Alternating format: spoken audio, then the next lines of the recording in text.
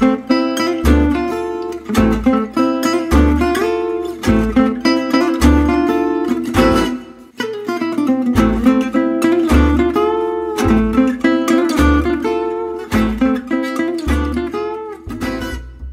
retour parmi nous pour cette deuxième partie de notre interview avec Sandra Logier, cette fois-ci axée sur sa réflexion philosophique en elle-même. Et donc, sans plus attendre, Sandra Logier, première question. Vous avez écrit une thèse sur Quine, vous donnez des cours sur Wittgenstein, sur Frege, sur bien d'autres. Est-ce que vous-même, vous vous considérez comme une philosophe analytique? Ah bah, évidemment, bien sûr, Ouais. je suis une philosophe analytique. D'abord, j'ai cette formation analytique, que j'ai eu d'ailleurs en partie à Paris 1, puisque j'avais fait une licence aussi, qui impliquait des cours en philosophie des sciences, philosophie de la logique. J'ai fait une maîtrise, un DEA à l'époque, donc c'était l'équivalent de votre M2, que vous n'avez pas fini, vraiment, non. Ça va venir. Donc, sur Quine, donc je travaillais vraiment dans ce domaine-là. Et ensuite, j'ai fait cette thèse sur Quine, tout en travaillant sur Wittgenstein et aussi Cavell, qui lui est moins analytique, mais Wittgenstein fait quand même partie de cette tradition. C'est même un des pères de cette tradition avec Frege, Russell et Wittgenstein. C'est le trio fondateur, le père fondateur de la philosophie analytique. Donc de ce point de vue-là, j'ai vraiment pas du tout ni de problème, ni d'incompétence qui m'empêcherait de me déclarer philosophe analytique. Et pour moi, c'est vraiment une révolution absolument essentielle qui a eu lieu en philosophie au début du XXe siècle. C'est vraiment qu'on a aussi appelé le tournant linguistique. Donc c'est vraiment quelque chose qui est essentiel à ma méthode, à ma formation. Après, bien sûr, j'ai toujours essayé d'avoir un concept assez large quand même de la philosophie analytique, donc un peu de faire bouger ses frontières. D'autant que c'est vraiment ce que j'avais vu aux États-Unis aussi dans les années 80. Il y avait une conception quand même extrêmement large parce qu'il y avait les héritiers de Wittgenstein, ceux de Carnap, évidemment la philosophie de l'esprit, les sciences cognitives qui commencent à émerger, mais tout ça était vraiment quelque chose de relativement ouvert. Et je pense que c'est là peut-être que ça peut poser question, puisque en effet d'autres philosophes ont un concept plus spécifique de la philosophie analytique et voudront en fait la restreindre à une certaine forme de philosophie héritée du cercle de Vienne en fait, mais sans non plus avec l'ouverture du cercle de Vienne qui était quand même constitué de personnalités aussi extrêmement diverses et variées comme Schlick, Carnap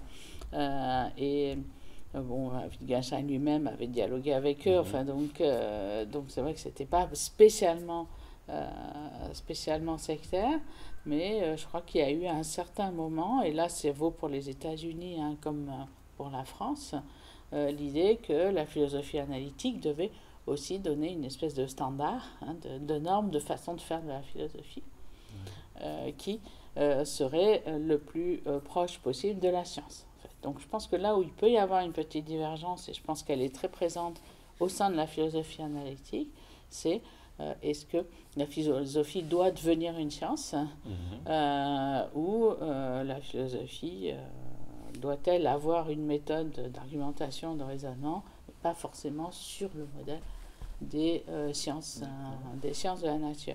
Et je pense que ça, c'est vraiment une frontière qui compte beaucoup. Et dans cette frontière, bien sûr, Wittgenstein joue un rôle essentiel, puisque Wittgenstein, même dans sa période très, très dure, comme on dira, a toujours dit que la philosophie, peut-être, devait essayer d'être une science, mais en fait, ne l'était pas. Ne l'était pas. Donc, je pense que la science est vraiment un sujet absolument essentiel pour la philosophie, mais il est clair que si on donne à la philosophie l'ambition de devenir une science, en réalité, on va avoir des effets de sectarisme, puisque il y aura les philosophies plus scientifiques qui du coup pourront écarter tout un pan de la philosophie comme n'en faisant pas vraiment partie. Oui, comme invalide. Voilà, donc ça c'est ce qui là est à mon avis très très toxique et a très souvent lieu dans les débats philosophiques. Donc par ailleurs, on va aussi avoir certainement des parties de la philosophie qui vont aller n'importe où, se détacher complètement en fait de toute argumentation, et ça c'est pas non plus forcément ce serait pas très bonne chose pour le dialogue entre philosophes. D'accord. Et alors, selon vous particulièrement, la philosophie, elle peut être une science, elle peut s'approcher de cette chose-là? Alors, bien entendu, la philosophie peut s'approcher de la science tout simplement parce que elle peut tout à fait vouloir approcher la réalité. Donc c'est vraiment dans son réalisme que la philosophie est très proche de la science, donc dans ses visées. Et également, la philosophie va aussi très souvent s'ancrer dans des données, dans des données empiriques. Donc là aussi, elle peut être proche de la science. Et la philosophie partage aussi beaucoup de questions, comme effectivement qu'est-ce que c'est que le réel, le monde, qu'est-ce qu'un nombre, voilà. Donc il y a un plan, il y a évidemment un rapport très étroit à la science, mais toute tentative de faire de la philosophie une science, en tout cas au plan normatif, parce que si quelqu'un veut faire de la philosophie scientifique, pourquoi pas, mais si quelqu'un dit que en fait, tout le monde voilà, et surtout que c'est vraiment le type de philosophie qu'il ou elle produit est de la science et pas le reste, c'est cela en fait qui peut poser problème. Ça représente un enjeu, d'accord. Vous avez un travail qui est très très large aussi sur la philosophie morale, donc. Est-ce que du coup on peut dire que vous avez une approche scientifique de la morale ou qui s'approche de la méthode scientifique? Alors pas du tout, par contre. Autant dans beaucoup de domaines on pourrait essayer, par exemple en philosophie du langage, de dire qu'il peut être important de s'approcher de la science. Autant en philosophie morale, je crois que c'est quand même extrêmement difficile, et que c'est quelque chose que d'ailleurs Wittgenstein avait très bien vu lui-même aussi, que ce soit dans le Tractatus, dans la conférence sur l'éthique, en disant que finalement, dès lors qu'on est dans un discours qui porte sur les valeurs, sur comment il faut vivre, sur des questions comme celle-là, en réalité, c'est vraiment un discours qui va sortir des bornes en fait de la description des faits. C'est l'argument du gros livre de Wittgenstein, c'est ça? Oui, donc s'il y avait vraiment un livre d'éthique, il exploserait, ça ferait exploser tout le monde entier, que ça ferait taire tout le monde en fait. Alors, pas du tout. Je vois pas forcément les choses comme ça. Et il y a aussi des formes de philosophie morale qui vont être très précises, très descriptives, mais c'est vrai qu'on ne peut pas du tout en fait produire cette philosophie morale ou cette connaissance morale sans tenir compte en fait des individus, de l'engagement des personnes, de leurs préférences, de ce qui compte pour elles, et donc c'est vraiment quelque chose qui pour être réellement moral, devra en fait sortir du domaine de la description scientifique. Toutefois, c'est aussi très dangereux de dire que d'un côté, il y a les faits, c'est un grand problème philosophique du XIe siècle et avant aussi, donc de dire qu'il y a la description des faits, puis de l'autre côté, un domaine qui est complètement olé olé, voilà, qui n'a rien à voir non plus avec la réalité. Et la difficulté de la philosophie morale, et ce qui en fait un domaine vraiment passionnant, c'est que c'est à la fois quelque chose qui effectivement ne va pas se réduire à la description des faits, mais qui ne va pas non plus être en dehors de ces faits, qui va quand même avoir un rapport extrêmement fort au réel et qui va même produire en fait du réel. Et c'est là qu'il y a une autre philosophe que je n'ai pas encore mentionné et qui a beaucoup compté pour moi, qui est Cora Diamond, qui a fait ce livre qui s'appelle L'esprit réaliste, qui part de Wittgenstein pour élaborer une philosophie morale qui va en effet récuser des formes sectaires de réalisme en disant qu'il faut celles qui vont dire qu'il y a une sorte de relation métaphysique entre la connaissance et le monde, mais qui va dire que malgré tout, la philosophie, et en particulier la philosophie morale, doit toujours avoir cette ambition réaliste et avoir donc cet enracinement dans la réalité. D'accord. Donc, on y vient. Votre philosophie morale, enfin, le point central en tout cas de votre philosophie, c'est donc l'éthique du care. Alors, en quelques mots, sans trop développer, simplement pour rappeler peut-être à notre auditeur qui ne connaît pas forcément cette idée-là, c'est quoi l'éthique du care? Alors, l'éthique du care, c'est une éthique qui est centrée sur ce qu'on va appeler care, qui est un mot anglais, malheureusement, je suis désolée de ne pas avoir le mot français, mais c'est un mot qui n'existe pas en français parce que c'est à la fois l'attention, faire attention, donc le souci d'autrui, donc une attitude, une dimension perceptive aussi, et puis c'est aussi care comme travail, un certain travail, un ordre d'activité, le fait qu'il y ait plein de gens qui s'occupent donc des autres. Donc c'est une philosophie qui du coup est extrêmement réaliste puisqu'elle va être ancrée dans des activités quotidiennes, mais qui est aussi donc théorique dans la mesure où elle va aussi être liée à des capacités d'attention et au fait de percevoir chez quelqu'un donc des éléments qui vont être moraux comme la façon d'être des personnes, les différentes formes d'attention à autrui aussi qu'ils vont avoir. Et donc, ce qui est intéressant dans l'éthique du care, ça vient pas de nulle part, puisque c'est malgré tout venu en fait de tout un travail que j'avais fait avant, qui était sur le rapport entre éthique et littérature. Donc, j'avais fait cet ouvrage qui s'appelle Éthique, littérature, vie humaine, donc un peu à la même période, où je m'intéressais à partir de Cora Diamond, de Martha Nussbaum aussi, qui est aussi une philosophe morale qui a travaillé dans le même style, qui est donc de considérer que c'est l'attention aux détails, aux situations, et en particulier venant de la littérature, mais du cinéma aussi, qui va produire en fait une réflexion morale forte. Et donc, ça a été ça le premier pas, puisque c'est vraiment à partir de cela, en fait, que j'ai travaillé à l'éthique du care, c'est-à-dire que j'ai été, en fait, contactée par des collègues sociologues qui travaillaient sur le care. Je disais, voilà, en fait, on devrait travailler ensemble. C'est très, très pratique, puisque elle pensait que cette forme un peu hétérodoxe de philosophie morale, centrée sur l'attention à autrui, attention aux petits détails, au contexte, donc... et à l'éducation de la perception, c'était évidemment quelque chose qui était très proche de l'éthique du care. Donc, au départ, c'est vraiment la dimension de l'attention et de la perception morale qui m'a orientée vers l'éthique du care.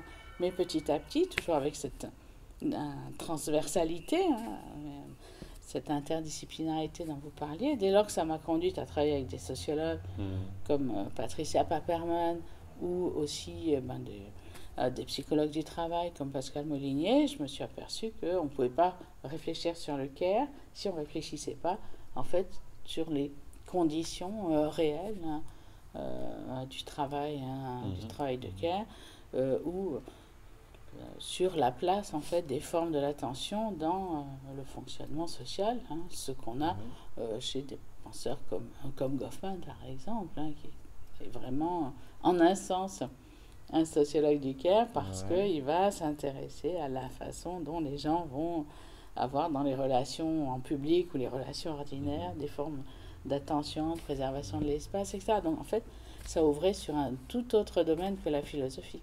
Effectivement. L'éthique du care, je pense qu'on peut dire que c'est assez en vogue en ce moment. on en parle beaucoup, et il faut euh, représenter certaines parties de la population dans les médias. On parle de l'invisibilisation de certains métiers, de certaines parties de la population encore. Donc l'éthique du care, finalement, c'est non seulement une éthique politique, un guide qu'on peut suivre dans notre organisation, la société, mais ça peut être aussi une éthique personnelle, quelque chose qu'on applique dans la vie au quotidien. Alors dire que c'est en vogue, c'est quand même un peu exagéré. Ouais. Hein. Peut-être qu'on en entend plus parler maintenant qu'autrefois, mais c'est vrai que ça a toujours été une éthique extrêmement négligée et minoritaire, puisqu'elle est liée quand même à des domaines de la vie qui ne sont pas tellement valorisés, en tout cas en philosophie. Donc ça a été en vogue au sens où on a parlé en fait du travail de care, notamment pendant la période de la pandémie Oui, au les plus métiers fort, soignants. puisqu'on a pu voir l'importance des professions de care dans le fonctionnement ordinaire de la vie, tout simplement parce que toutes les personnes, surtout en tout cas les personnes favorisées, bien sûr, se retrouvaient chez elles à assurer elles-mêmes les tâches qui sont très souvent dévolues au personnel de care. Donc, le ménage, s'occuper des enfants, l'école, tout d'un coup, les gens ordinaires, pas du tout dans les professions de care, se retrouvaient à le faire.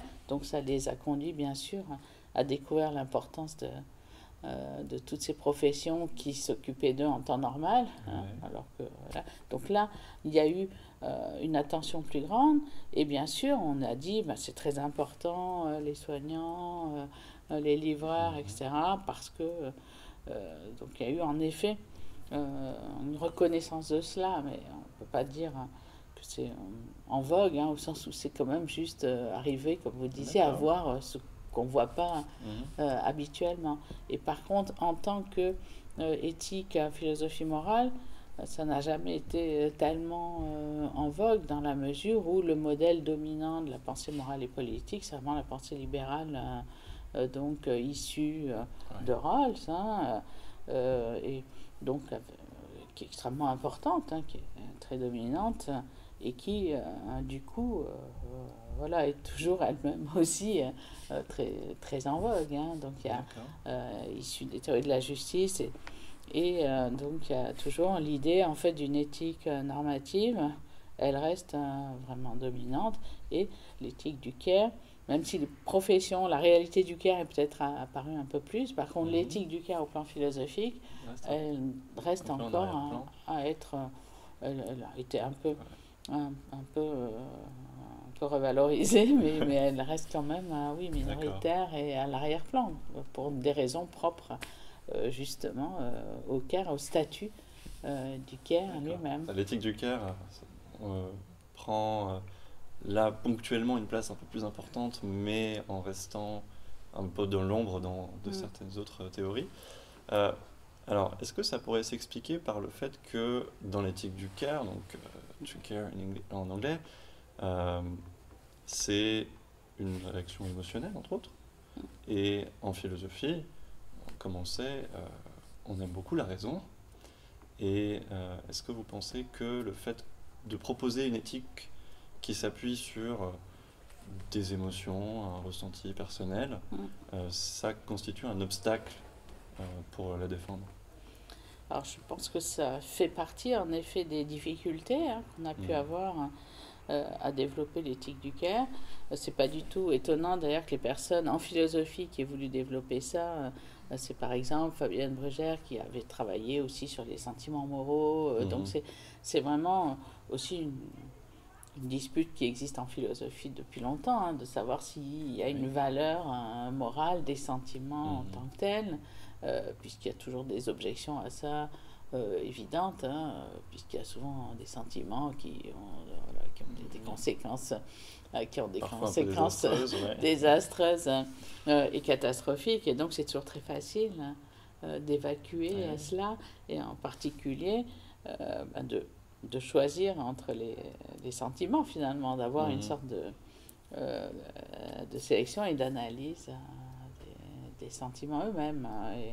Et donc, je pense que là, il y a vraiment un point très très centrale en philosophie, qui est en effet la valeur, l'évaluation des émotions et des sentiments en tant que tels, qui sont en général, enfin en général non, mais disons de façon majoritaire, pas vraiment reconnus en philosophie. Donc ça c'est un premier point.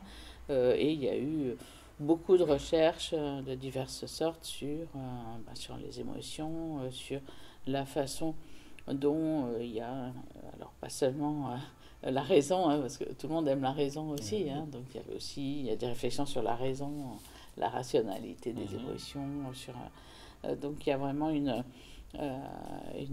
sorte de réflexion sur l'analyse qui est produite des émotions dans la culture, dans la société aussi, puisqu'elles vont en réalité jouer un rôle très important dans des décisions juridiques aussi. Donc finalement, il y a vraiment ce premier aspect qui est le rôle des émotions et qui est problématique en philosophie. Mais on peut aller ensuite en deçà de ce débat philosophique, qui est qu'il y a une dévalorisation du cas et des émotions, tout simplement parce que c'est quelque chose qui est lié en fait au domaine féminin par la réflexion philosophique du coup. Et donc toutes les théoriciennes du Caire, comme Carol Gilligan, John Tranto, donc d'autres encore, vont analyser cela aussi tout simplement en disant que les émotions, les sentiments sont en fait rattachés, dévolus aux femmes, et aussi aux femmes en tant qu'elles vont rester dans l'univers domestique et pas dans l'univers public. Et donc cette dévalorisation des émotions dont vous parlez, elle a une racine en fait qui est tout simplement dans les inégalités de genre qui sont enracinées vraiment séculairement dans les diverses sociétés, avec l'idée que effectivement les femmes, dès lors que on leur donne un travail qui va être à la fois affectif et reproductif et qu'elles seront dans l'univers domestique, vont en réalité être rattachées à ce domaine des émotions, et de ce fait ce domaine va être dévalorisé.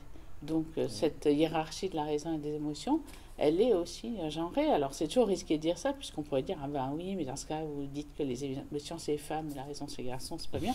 Mais en réalité, bien sûr que non.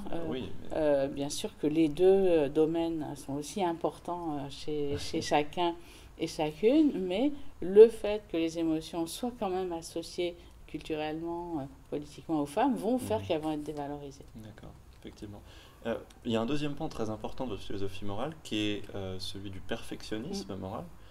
Là, pour le coup, on pourrait penser que ça correspond un peu mieux aux caractéristiques de genre masculine, d'être se concentrer sur soi, d'être la meilleure personne possible.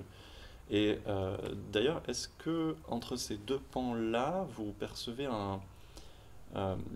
une idée d'adéquation, parce que le care, c'est une attention à l'autre, perfectionnisme moral, c'est une attention à soi. Est-ce qu'il y a une contradiction là-dedans ? Alors, c'est vrai que c'est quelque chose qui m'a longtemps frappé comme peut-être contradictoire. J'ai pas mal réfléchi là-dessus, d'autant que lorsque Carol Gilligan, dans Une voix différente, essaye de promouvoir le care, c'était pour critiquer une certaine conception très masculine du développement moral, qui disait que justement on arrivait petit à petit à une forme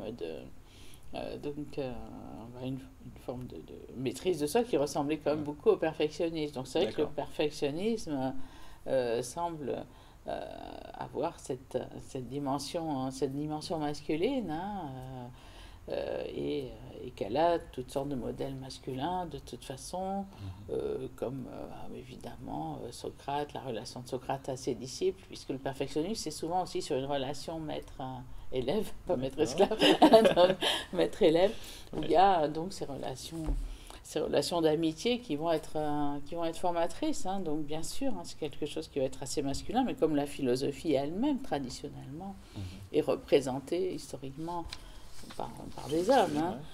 Donc il y a cette difficulté-là.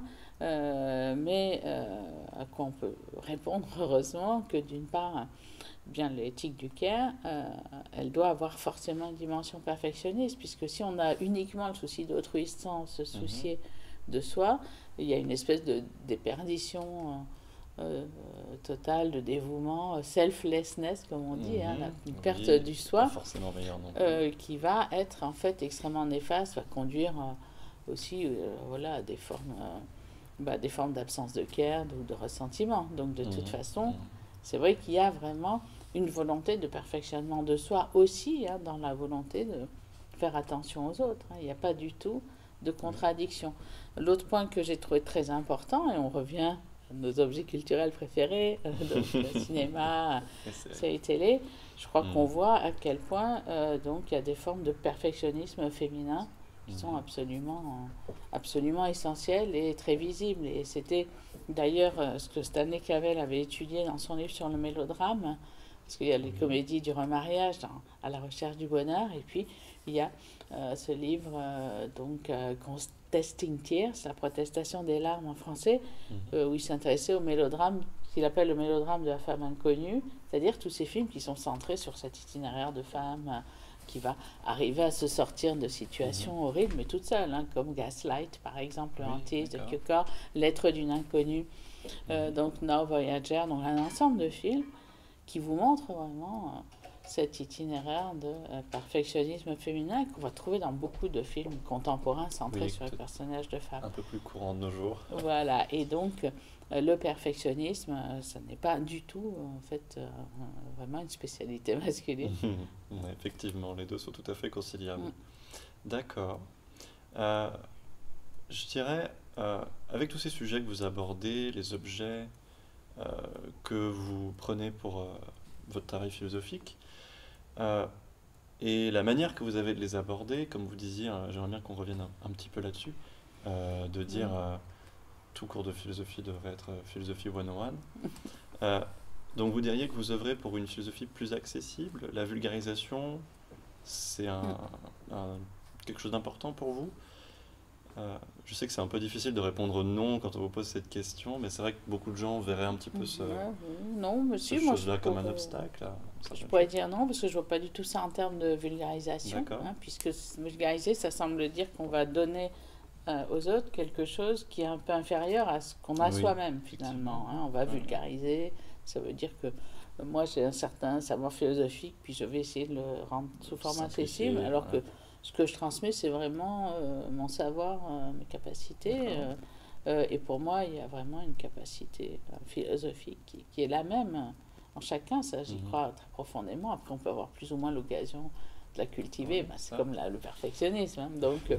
Donc non, je ne vois pas du tout ça en termes de vulgarisation, d'autant que dans mon enseignement, j'ai toujours vu que j'ai pu transmettre des choses qu'on peut trouver très très difficiles, en fait, aux étudiants. Sans du tout qu'eux trouvent ça difficile. Enfin, en tout cas, je pense que ce qui est important, c'est en effet d'avoir une sorte de familiarisation avec des outils qui vont devenir en fait les leurs. Et c'est pour ça que le modèle des séries télévisées, il est très bien, puisque les séries, elles ont vraiment opéré un saut qualitatif dans les années 90, lorsque finalement elles ont plongé les auditeurs dans des univers qu'ils ne connaissaient pas du tout. Et comme je sais pas, quand on regardait Urgence, à vous peut-être, c'était un trop jeune. Ça m'est arrivé. Ou à la Maison Blanche, des séries qui plongeaient dans des univers qu'on ne connaissait pas, où maintenant on a aussi des séries, bien sûr, qui vous plongent dans le milieu de l'espionnage ou dans des domaines,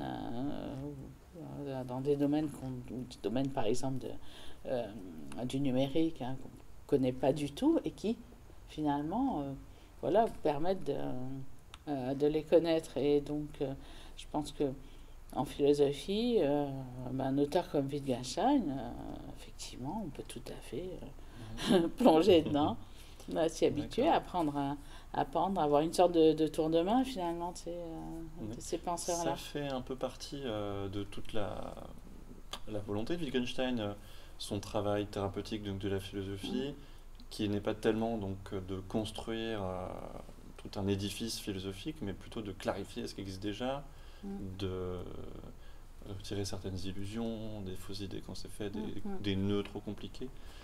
Oui, je pense que c'est très important. Et là, l'enseignement de Wittgenstein, il est crucial hein, sur cette idée de la clarification, du fait d'arriver à poser les problèmes correctement, le fait de comprendre que certaines expressions aussi sont grammaticalement erronées, hein, qu'il y a quand même parfois vraiment du non-sens, des choses, des faux problèmes. Je crois que c'est quand même quelque chose aussi qui est très important et qu'il peut qu'il peut vraiment enseigner.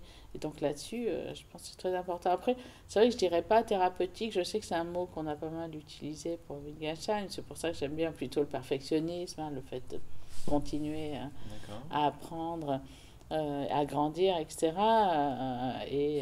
Plutôt que cette question de thérapie, même si je sais qu'il l'emploie par moment, hein, c'est pas du tout, j'ai rien contre, mais je pense que l'idée d'une thérapeutique, ça semble indiquer malgré tout que la philosophie va soigner quand même de quelque chose, mais je vois pas de quoi, mis à part d'elle-même en fait. Oui, donc voilà, j'ai pas trop ce vocabulaire là, parce que je crois pas qu'il y ait une maladie quand même que la philosophie soit amenée à soigner. Clarification, oui, d'accord.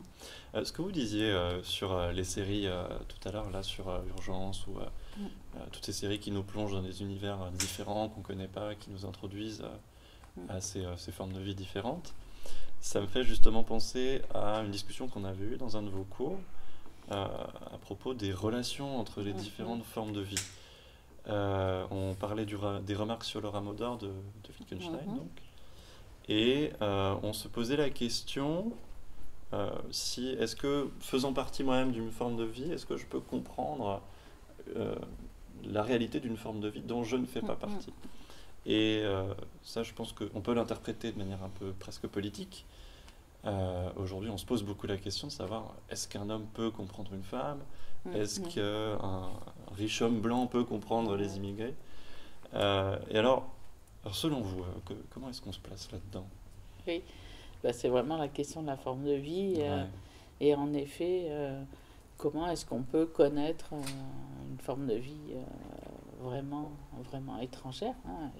Et c'est pas du tout étonnant que Wittgenstein se soit intéressé à cela au moment des remarques sur le rameau d'or, puisque c'est vraiment l'anthropologie comme discipline, comme pratique, qui malgré tout fait ça de façon extrêmement régulière et depuis le début, et qu'elle existe à cause de ça, de cette volonté que l'on va avoir de comprendre, hein, d'accéder à donc une culture complètement différente. Et c'est ça, c'est un peu le cercle d'ailleurs pour moi, puisque c'est ça qui m'intéressait au départ chez Quine, puisqu'il y avait cette situation de traduction radicale où un linguiste se retrouvait dans la jungle avec un langage complètement inconnu, et comment est-ce qu'il pouvait l'apprendre. Et donc Quine faisait tout un dispositif empirique pour essayer d'élaborer la connaissance qu'on peut avoir d'une culture et d'une langue étrangère.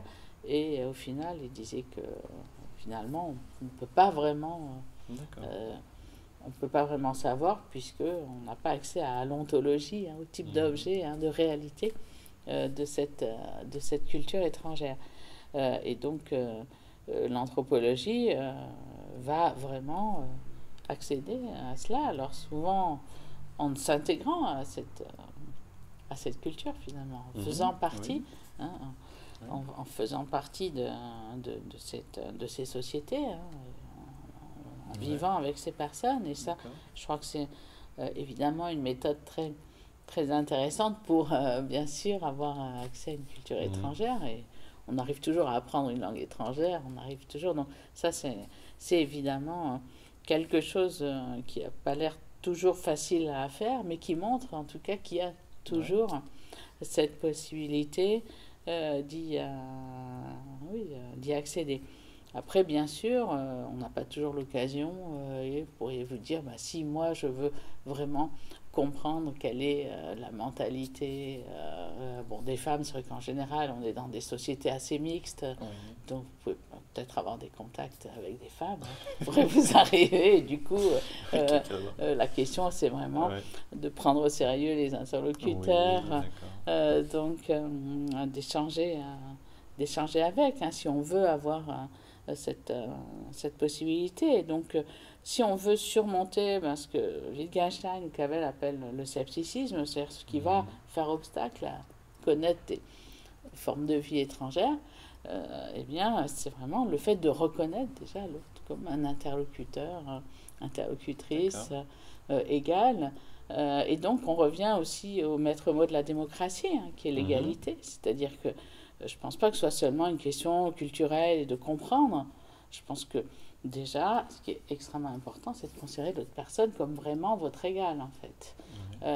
Et c'est vrai que pour les questions de racisme, qui sont quand même extrêmement présentes aujourd'hui, je pense que la question, ça ne va pas être seulement l'attention, l'hospitalité, la compréhension, mais tout simplement de dire que ces personnes sont aussi importantes que vous, ont les mêmes compétences. Je pense que c'est à partir de là, en fait, déjà, qu'on peut avoir la compréhension, la connaissance. D'accord. Je pense que c'est une très belle leçon pour conclure cet entretien. Merci beaucoup, Sandra Logier, d'avoir répondu à nos questions. Merci à vous, c'est un plaisir. Merci beaucoup.